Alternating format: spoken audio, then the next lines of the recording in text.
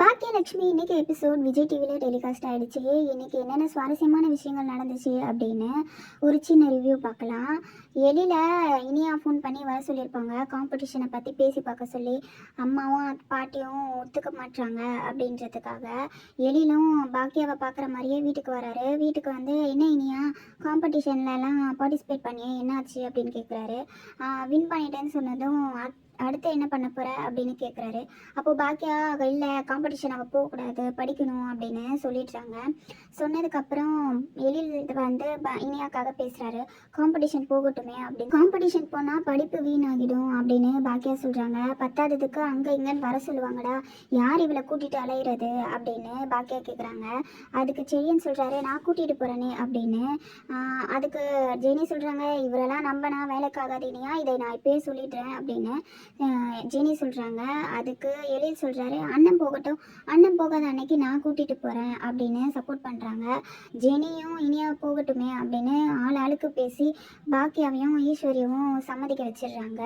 அதுக்கப்புறம் இனியாவை கூட்டிகிட்டு ஈஸ்வரி காலேஜில் விடுறதுக்காக வெளியில் ஆட்டோக்கு வெயிட் பண்ணுறாங்க. ராதிகாவோட அம்மா ஈஸ்வரியை பார்த்துடுறாங்க. எப்போ பார்த்தாலும் ஈஸ்வரி கிட்ட வம்பளுக்கு ராதிகா அம்மாவோட வேலை, அந்த வேலையும் இந்த வாட்டி கரெக்டாக செஞ்சிடுறாங்க. இதுக்கு தான் கோபி இவங்களை வீட்டில் விடாதுன்னு சொல்லியிருப்பாரோ என்னமோ. கோபிக்கு ராதிகா அம்மாவை பற்றி நல்லாவே தெரிஞ்சிருக்குன்னு தான் நம்ம சொல்லணும். அதே மாதிரி தான் கோபி பயந்த மாதிரியே போய் ஒரு பிரச்சனையை இழுக்கிறாங்க அவங்க. ஏன்னா நீங்கள் புருஷன் இறந்து ஒரு வருஷம் கூட அவ்வளோ, அதுக்குள்ளே வெளியில் கிளம்பிட்டீங்க, அதுவும் பொட்டெல்லாம் வச்சிட்ருக்கீங்க. அவர் இருக்கப்போ கூட இவ்வளோ பலன்னு இருக்க மாட்டீங்களே, இப்போ என்னென்னா இப்படி பளிச்சுன்னு புடவை கட்டிக்கிட்டு வெளியில் போகிறீங்க. ஒரு வருஷமாவது வீட்டுக்குள்ளே இருக்கலாம்லம்மா, பெரியவங்க தானே நீங்கள், அதுவும் சின்ன வயசுனா பரவாயில்ல, வயசானவங்க தானே, அப்படி இப்படின்னு அவங்கள பயங்கரமாக பேசுகிறாங்க. பத்தாததுக்கு பாக்கியா வீட்டு பக்கத்தில் இருக்க லேடிஸ்லாம் வந்துட்டு ராதிகா அம்மாவோட சேர்ந்துக்கிட்டு ஈஸ்வரி ஒரு மாதிரி பேசுகிறாங்க. ஈஸ்வரியால் அதை தாங்கவே முடியலை. இந்த மாதிரிலாம் இருந்தால் அந்த பெரியவரோட ஆன்மா சாந்தி அடையாது அப்படின்னு சொல்லிட்டு ரொம்ப கஷ்டப்படுத்துகிற மாதிரி பேசிடுறாங்க. ராதிகாவோட அம்மா எப்போவுமே யாருக்கு கஷ்டமாக இருக்குன்னா யோசிக்க மாட்டாங்க. அடுத்தவங்களை கஷ்டப்படுத்தி பார்க்குறதுல கோபிக்கு அடுத்த ஆள் தான் ராதிகா அம்மா.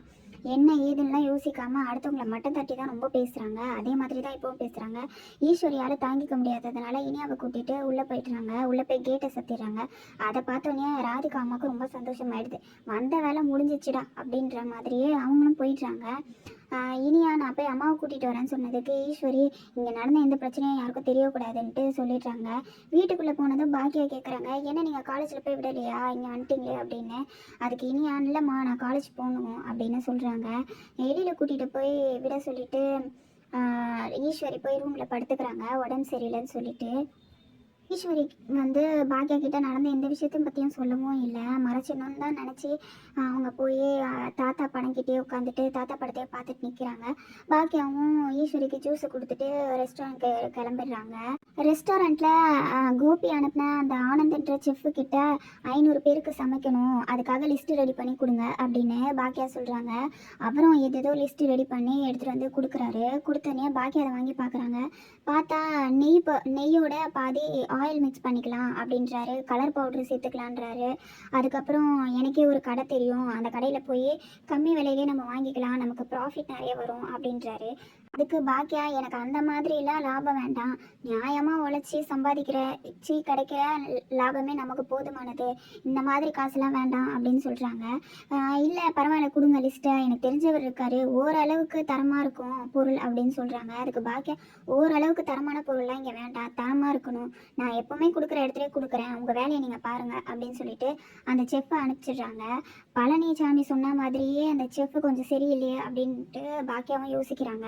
ஆனால் உண்மைக்குமே அவங்க பழனிசாமிக்கு தான் நன்றி சொல்லணும். ஏன்னா அந்த செஃப் அந்த புதுசில் பாக்கியா அவங்கள ரொம்ப நம்பினாங்க.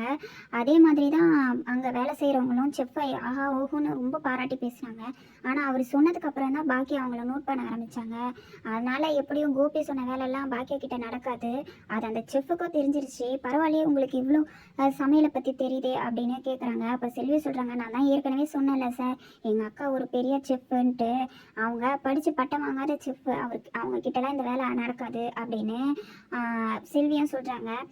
அவங்கக்கிட்ட எந்த வேலையும் செய்ய முடியாது, எந்த தப்பும் செய்ய முடியாது, பண்ணால் மாட்டிக்குவோம் அப்படின்னு சொல்லிட்டு செஃப்புக்கும் தெரிஞ்சிருச்சு. அதனால் அவரும் போயிட்டுறாரு.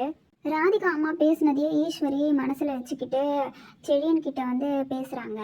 அதுக்கு முன்னாடி செழியன் ஏற்கனவே டென்ஷனாக இருந்தது, வேலையில் ரொம்ப கஷ்டமாக இருக்குது, ப்ராப்ளமாக இருக்குன்னு சொல்லிட்டு. அப்போ செழியன் கிட்ட நீயே போய் இனியாவை கூட்டிகிட்டு வந்துடுறியா அப்படின்னு கேட்குறாங்க. எதுக்கு பாட்டி, என்னால் முடியாது, என்ன நினச்சிட்டு இருக்கீங்க நீங்கள்? நான் ஆஃபீஸ்க்கும் போயிட்டும் கூட்டிகிட்டு வர முடியுமா? என்னால் கூட்டிகிட்டு வேணும்னா போய் விட முடியும், ஆனால் கூட்டிகிட்டு வரலாம் என்னால் முடியாது அப்படின்னு. இல்லைப்பா கொஞ்சம் கூச்சிக்காத, நீயே கூட்டிகிட்டு போய் விட அப்படின்னு சொல்லிட்டு ஈஸ்வரி சொல்கிறாங்க. ஆனால் அதுக்கு செழியன் பயங்கரமாக கோவப்படுறாரு. அவள் பாட்டுக்கு ஒழுங்காக காலேஜ் வேனில் தானே போயிட்டு இருந்தா, நீங்களும் தாத்தாவை தானே இப்படி பண்ணீங்க அப்படின்னு சொல்லிட்டு சண்டை போட ஆரம்பிக்கிறாரு. அதை பார்த்தோன்னே பாட்டிக்கு என்ன சொல்கிறதுனே தெரியல. அவங்களால ராதிகா அம்மா தான் இப்படி பேசுனாங்க, எனக்கு இது கஷ்டமாக இருக்குது, வெளியில் போக முடியல அப்படின்னு சொல்லவும் முடியல. செழியனும் ஆஃபீஸ் டென்ஷனில் பாட்டி சொன்னதுமே கோவப்பட்டு கத்திடுறாரு. செழியன் இருந்த டென்ஷனில் என்ன பேசுகிறாருனே தெரியாமல் தான் பேசினாரு. அதே மாதிரி ரெண்டாவது தடவை பாட்டி மனசை செழியன் கஷ்டப்படுத்திட்டாரு. தாத்தாவும் நீங்களும் தான் பண்ண வேலை, இல்லைன்னா அவள் பாட்டுக்கு போயிருப்பாள், அவளை ஆட்டோவில் கூட்டிகிட்டு வந்து பழக்கப்படுத்துனது நீங்கள் தானே அப்படின்னு பயங்கரமாக ஈஸ்வரியை கத்திட்டாங்க. கண்டிப்பாக ஈஸ்வரி பாட்டியை ராதிகாவோட அம்மா பேசுனது தெரிஞ்சால் செழியன் இப்படி பேசியிருக்க மாட்டார். அவங்களுடைய சூழ்நிலை தெரியாததுனால தான் செழியனும் அப்படி பேசினாரு. ஜெனி செழியனை கண்ட்ரோல் பண்ண பார்க்குறாங்க. பாட்டிக்கு தாத்தா இறந்ததுலேருந்து ஒருத்தரும் கஷ்டப்படுத்துகிற மாதிரியே பேசிகிட்டு இருக்காங்க. அவங்களுக்கு ஒரு பிரச்சனை போனால் ஒன்றுன்னு சொல்லிட்டு ஏதாவது கஷ்டப்படுத்துகிற மாதிரியே நடந்துக்கிட்டே இருக்குது.